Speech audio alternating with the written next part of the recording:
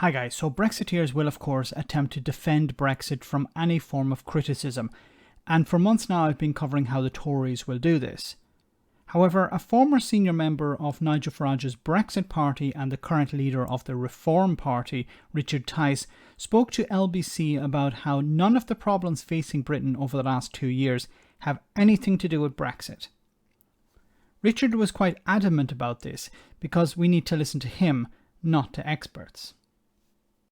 What would you say, Richard, to Tobias Ellwood when he absolutely rightly points out that the Office for Budget Responsibility says Brexit is reducing our economic growth by 4%, that investment is down 10% and has stalled in 2016? Do you accept that whether you think it's worth it or not, Brexit has damaged the British economy? No, I don't accept that at all. I mean, but most the figures of the are forecasts, there. No, actually, they're really not. Let's remember, most of the forecasts that we were sort of scared with and terrified with during the whole Brexit debate, there would be an immediate recession and that there would have to be an emergency budget and the car manufacturers would leave, turned out to be utter nonsense. Wait a minute. So when it comes to the car manufacturers, Nissan has received money to remain in the UK, to produce batteries in the UK. And just this week, Jaguar has decided to move its production to Slovakia. Now, when it comes to the forecasts, the Office for Budget Responsibility provides data to the Chancellor. The Chancellor bases his budget on data from the Office for Budget Responsibility. So we should listen to Richard Tice and not the Office for Budget Responsibility, who said that over the next number of years, GDP will be down 4%. But he also talked about how inward investment is already down 10%. So it's not a forecast, it's actually something that's happening right now. Talking about the figures now, Richard, the OBR says Brexit has reduced our GDP by 4%. That's a fact. No, they're not saying it's reduced. That was their forecast over a long period of time. And like many of their forecasts, I think they're fundamentally wrong. But the reality... I think they're fundamentally wrong. Notice what he says here. I think, not they are actually wrong. I think they're wrong. Who the hell are you, Richard Tice? We have on the one side, we have the OBR, and the other side, we have Richard Tice. Who do you believe? Well, I know who I believe. The reality is, we've got the highest population ever in the United Kingdom. The reason there's a labour shortage is nothing to do with Brexit, is because there's over 1.5 million more people on out-of-work benefits here in the United Kingdom. What? Really, what is he talking about here? So there are more people on benefits, and that's the reason there's not enough people to pick fruit and vegetables and to work in abattoirs and to work in hospitals and to work in hospitality. This is the reason, because there are more people unemployed or people who are on benefits. So the solution is what? To move people off benefits, and that will fill these gaps. But these gaps didn't exist some years ago. Something happened. Richard Tice is trying to sell you the idea that nothing happened, but there are gaps. And why do these gaps exist? Well, he won't say why. Obviously, it's because of Brexit, but he won't say because it's because of Brexit. It's because of something else. Or really, what is he trying to get at here? In the last 2 years, that's a huge, huge reduction in our in-work labour force. That's the main reason why there's a labour shortage. It's got nothing to do with Brexit.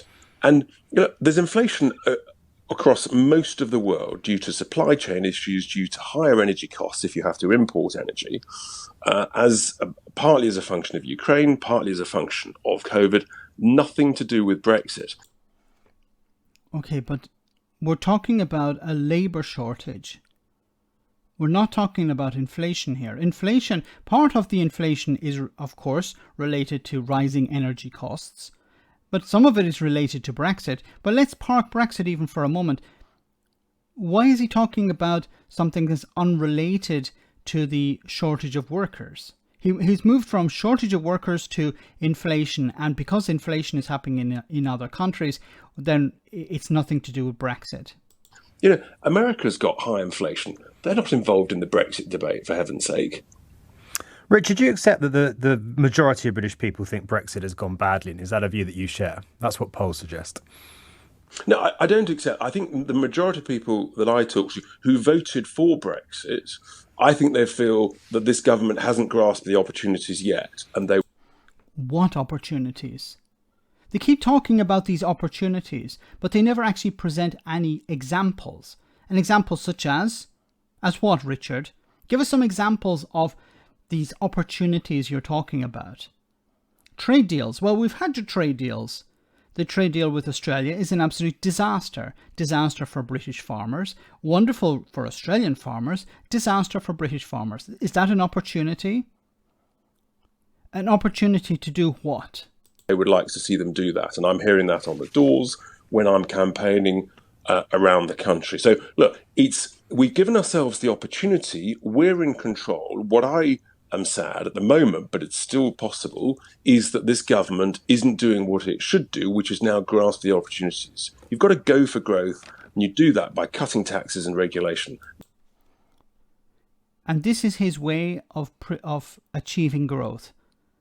Cutting taxes and cutting regulations. So when he talks about regulations, he's talking about protections. Protections for businesses, protections for the consumer. And cutting taxes for what? For who?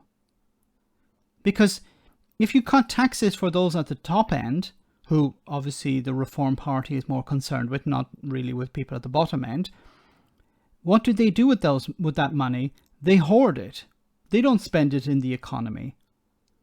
We don't hear the Reform Party talking about cutting taxes for working people, the people who actually spend money in the economy. They're talking about cutting taxes for businesses or big businesses or very rich people. That's who they're concerned with, not ordinary people. Once again, we have this idea that this is nothing to do with Brexit. Brexit is not to blame for staff shortages. It's because people are lazy. That's what I'm reading into this. He hasn't explicitly said that, but that's the gist I get. There are too many people on welfare. We need to kick people off welfare and force them into work. We need fruit and vegetables picked. Nothing to do with Brexit, of course, that we don't have the staff to do it. Something happened recently. We don't know what it exactly was, but something happened, and now we have a shortage of workers.